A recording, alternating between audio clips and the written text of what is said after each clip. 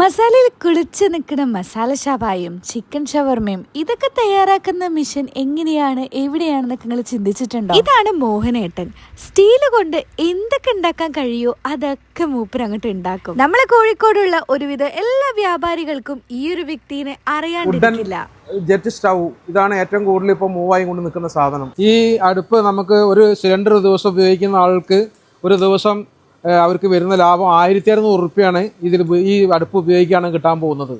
ഷവർമ maker, ഷവായ മേക്കറൊക്കെ മൂപ്പർ ഉണ്ടാക്കണമെന്ന് പറഞ്ഞപ്പോഴല്ലോ ശരിക്കും എനിക്ക് അത്ഭുതമായിട്ടോ.